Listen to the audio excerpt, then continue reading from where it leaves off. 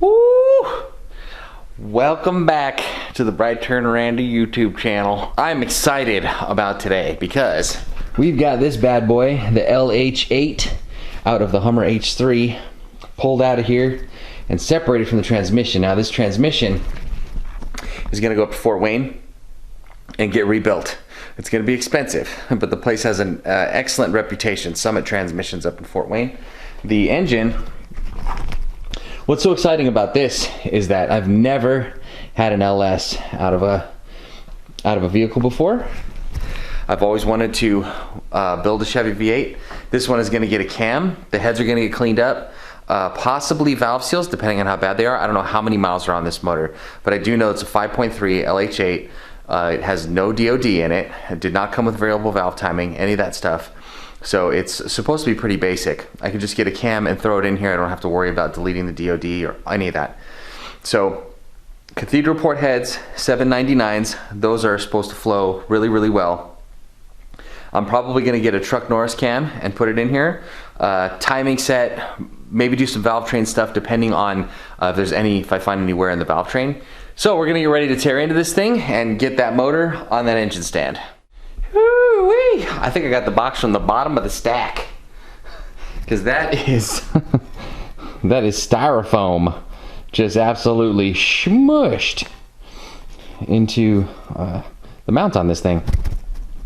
So it's probably on the bottom in the shipping container, because I think you gotta have a lot of weight on something like this to get the styrofoam to do that. But we got all the parts here, and it seems like it should be a pretty easy thing to put together.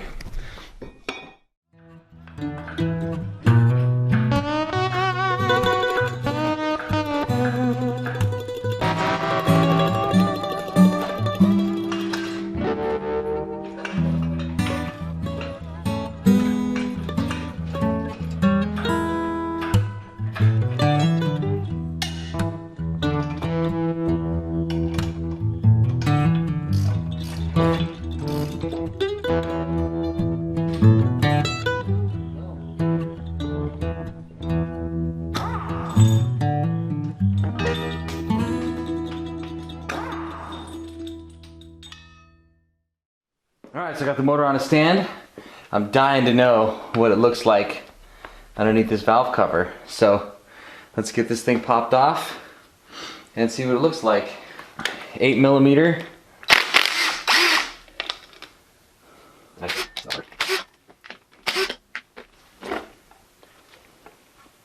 Ooh, that doesn't look too bad.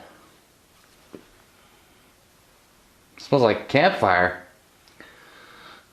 See the inside of the valve cover? I don't know if that's bad or not.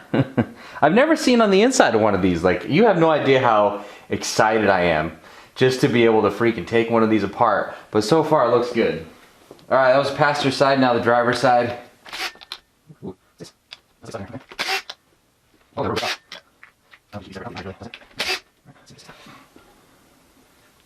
oh yeah.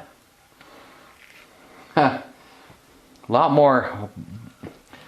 more carbon underneath this one. It smells burned. It smells like it seriously smells like a campfire in there. That's crazy. So this is the side that's got more of the soot. You can see it's definitely like stained in there more than the other side. And the rubber seal, the inside of the rubber seal broke on this one. Ripped off in there.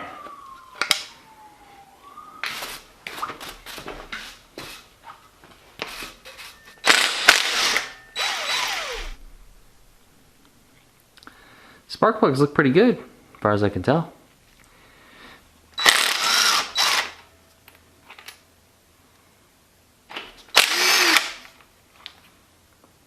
Man, they all look good. What's under this valley cover? There's like nothing under this valley cover, right? I think I can leave that alone. Steam port's gonna have to come off from connecting these two heads before I get the heads off.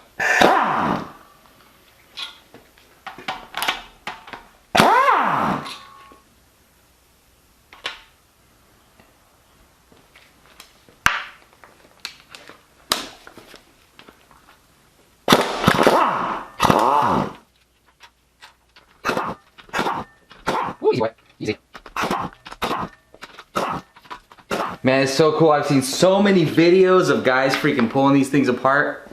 And now finally it's like, it's me. I'm the one taking this stuff apart. Like, it's so freaking cool. God. Oh, I need to clean this garage. Story of my life. I've always got stuff everywhere. Alright, so taking a look at these, I can't see any signs at all of abnormal wear. They were absolutely polished. Like mirrors, every single one of them. It's like you can't even tell that there were rockers pressing on those. They all look really good. And then all the push rods look really good too. They're like, the balls are like mirrors. They're like really, really, really bright. And it looks the same on both sides. So I can't even tell. I don't know how many miles this thing has on it. I don't think you can tell just by looking inside like this. I honestly I cannot tell. I cannot tell if, oh, that one looks a little weird. See, this one's got kind of a strange wear pattern on it. It's different than the other ones. You can see it's kind of like flattened, like it wasn't moving back and forth or wasn't twisting in there or something. It's not necessarily a bad wear pattern. It looks more worn than the others. This one you can see is like a mirror. It's just absolutely smooth all the way around. There's no difference whatsoever. And then this one's got kind of like some wear marks on it.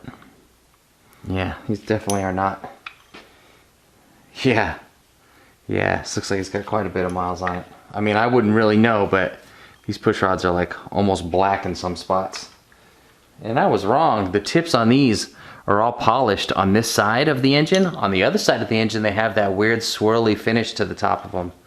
So I don't know what the significance of that is, or if it's even something that's normal, but push rods all look fine. Nothing funky going on. And the shafts on these are way cleaner than the other one, except for up by the front of the engine on this one.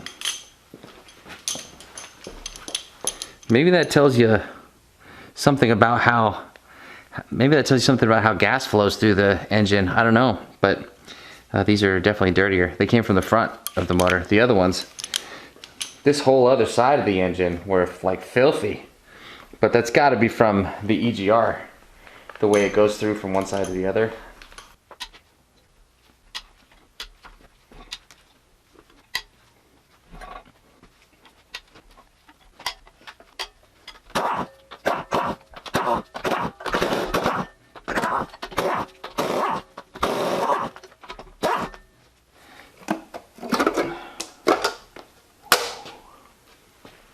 Ooh, yeah, it's got some miles on it, that's for sure. Oh, the head's surprisingly light. But that's what it looks like inside. Holy moly, there's chunks. There's chunks of carbon in there. Man alive. Look at that. Oh, the bores feel like they're smooth. You can still see the hash marks in there. You can still see the hash marks in there. I don't want to take the bottom end apart though, because it's working, but I'm gonna have to. Oh my gosh, look at this piston. Oh my goodness. Look at that stuff. Look how thick it is built up on there. I got these two bolts out here so I can take a look at the lifters. The lifter trays. Apparently these are not that expensive, so people usually replace them. Yeah, I don't think these look too bad. Alright, let's see what what's this passenger side looks like.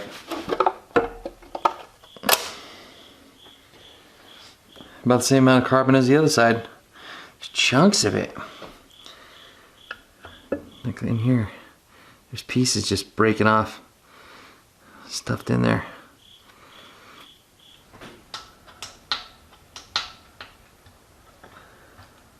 There we go. Man, that thing was pretty jammed in there. And it looks like maybe, I don't know if you can see that, but these look pretty worn even for rollers.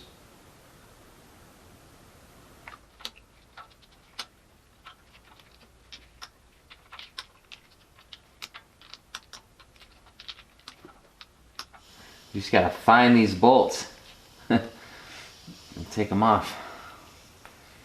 Oh man, that is caked on there so bad. Nasty. One, yep. Oh, that's to the mount. That one didn't really have to come off, I don't think.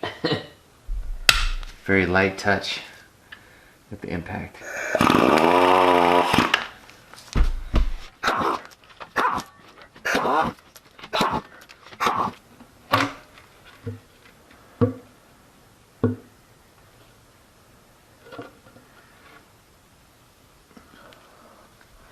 Oh yeah.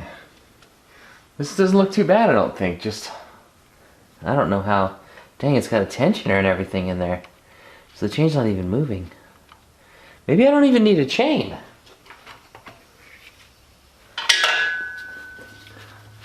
We're gonna get oil, we're gonna get water. Oh man, I wasn't expecting that much.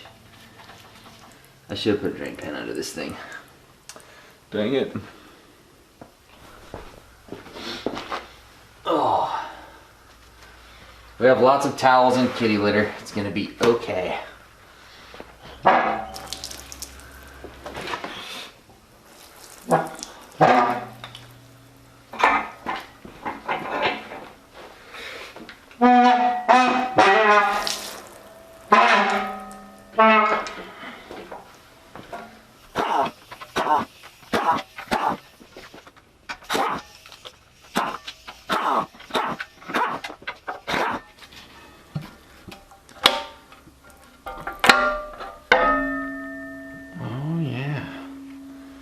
Oh yeah, there's some crap in there for sure.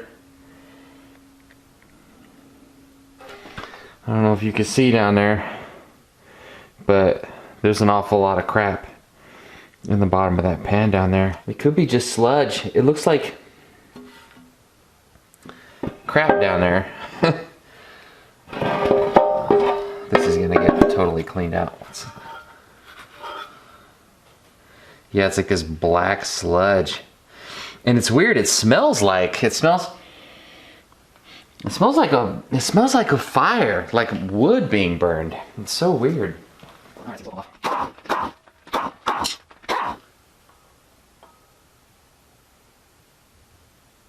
So definitely with like freaking 190,000 miles, it's gonna be a good idea to replace this part.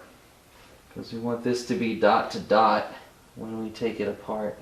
Apparently. That's a single bolt. I thought this had a 3-bolt camshaft. Okay. Oh no, that's big. Same size as the crank? What? No way. Oh yeah, sure enough. Ha! That cam bolt is the same size as the crank. I had no idea.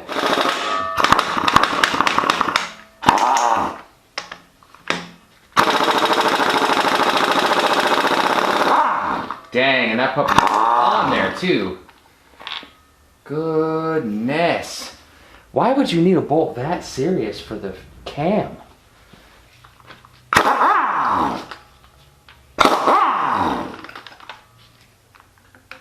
It's coming, there it goes.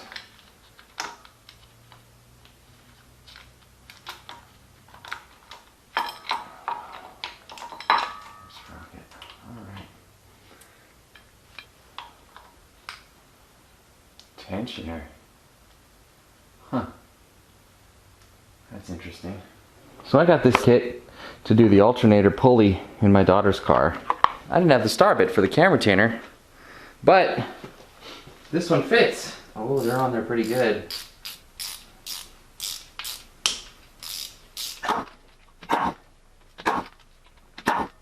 And you need a new plate whenever you do this, I've read, especially because this seal gets absolutely crushed in there, and you can feel it's just smooth across this. You can't even feel the seal. New cam retainer plate is on the list.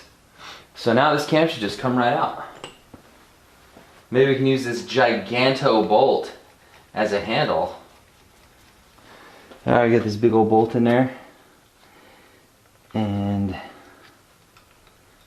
ooh, easy.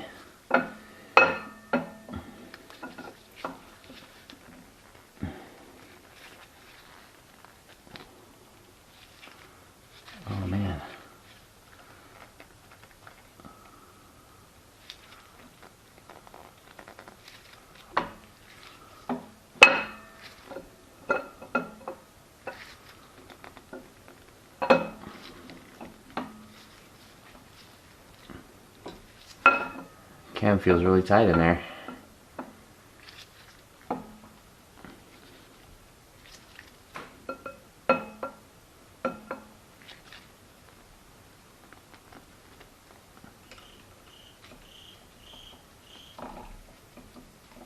Alright, there it is.